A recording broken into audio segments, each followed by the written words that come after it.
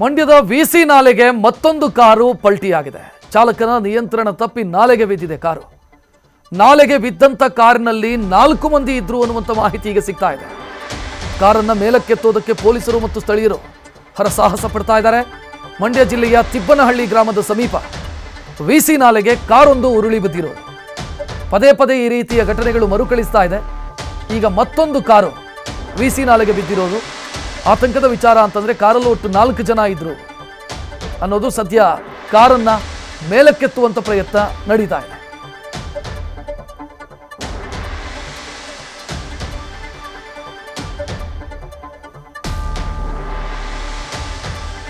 ಮಂಡ್ಯದ ವಿಸಿ ನಾಲೆಯಲ್ಲಿ ಅಥವಾ ವಿಸಿ ನಾಲೆಗೆ ಅನೇಕ ಸಂದರ್ಭದಲ್ಲಿ ಕಾರುಗಳು ಉರುಳಿ ಬಿದ್ದಂತ ಘಟನೆಗಳು ನಡೆದಿದ್ದಾವೆ. ಜೀವ ಹಾನಿಯಾಗಿದೆ.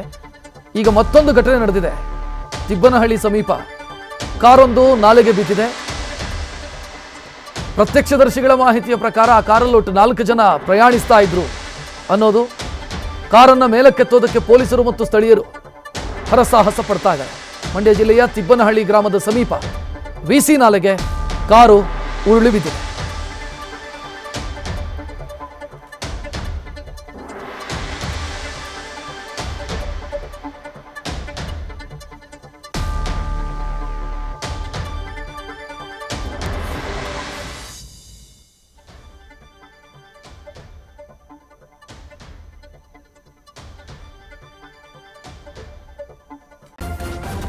ನ್ಯೂಸ್ ಫಸ್ಟ್ ನಿರ್ಭೀತಿಯಿಂದ ನಿಮ್ಮ ಪರವಾಗಿ.